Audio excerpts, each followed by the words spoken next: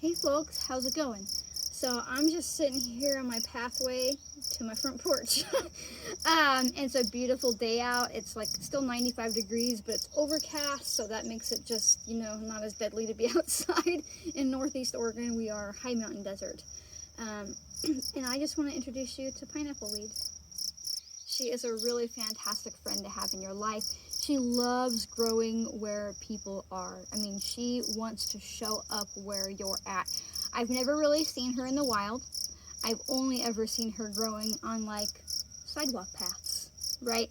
Or like out of the crack in a wall, or like an abandoned like kind of field area where humans have definitely been. I mean, she is native to North America, as well as all of Asia, which is like Russia and that whole area up there. But I've never come across her wild, right? Like, this is wild. She's completely wild. But I mean, I've never been like 2 miles back in the cuts and been like, oh, there's some pineapple weed. She just doesn't show up like that. You'll find her in areas where there's gravel, where people are walking a lot. Unfortunately, in pathways, places that you don't necessarily want to gather.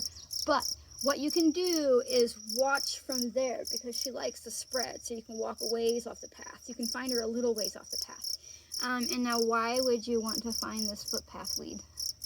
She's an amazing friend to have in your life. She is just a wild chamomile, and like all chamomile, she is fantastic for digestive support. If you've got bad gas, if you've got a little one that's dealing with colic, if you've got diarrhea, nausea, vomiting, chamomile is an amazing ally to have in your life, pineappleweed. And she is really, really gentle, so she's pretty much considered safe to work with little ones. And in fact, she's such a gentle and safe ally that it's one of the few herbs that like OBGYNs will recommend to women when they're pregnant, right? Because we want to vomit often. And usually what they say if you ask them about a plant is they're like, oh, I should probably avoid that. But chamomile and ginger are one of the few that they're like, yeah, it's safe to have a cup of chamomile tea. But beyond helping with digestive issues, she's fantastic for insomnia.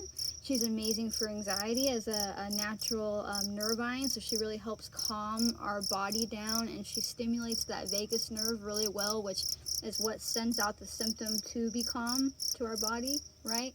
She is just an amazing ally for anybody who wants like consistent daily support through anxiety, but not being knocked out, right? Like, I love iced pineapple and or chamomile tea with a little bit of cream in her. I'll drink her all day long in the summertime. Just help my body cope with the stress of existing right now, right? But she's fantastic for fevers as well. And she's got some pain relieving properties. That means like she can really, she's an anti-spasmodic, so she's really good if like you're having a lot of cramp or muscle pains. If you got a dry cough, you're just coughing for no reason, that's because you've got a muscle twitching back there. And typically an anti-spasmodic will calm that down. And she's even with her pain relief beyond that, because let's say you've got a little one who's teething.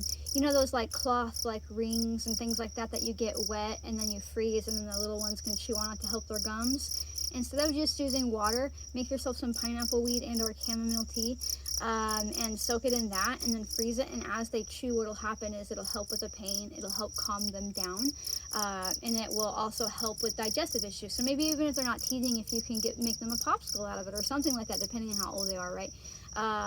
Anything, clearly my kids are teenagers. I'm like, I don't know how babies work anymore. No, I'm kidding. She's just really fantastic for supporting babies through colic. One of the things that I did when my kids were little is that if I really just needed them to sleep in the evening and just needed, to break that like backward cycle they maybe had, I would drink a pretty potent amount of chamomile tea, which does pass through the breast milk, which safely just gives them a little bit of a calming. It just calms them down. It stimulates that vagal nerve in them as well, and just says, okay, we're safe, we're all right, we can stop losing our shit.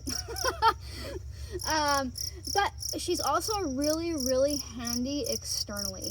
So if you are somebody who's dealing with psoriasis, eczema, dermatitis, itching, bug bites, you don't know what the hell cause that rash.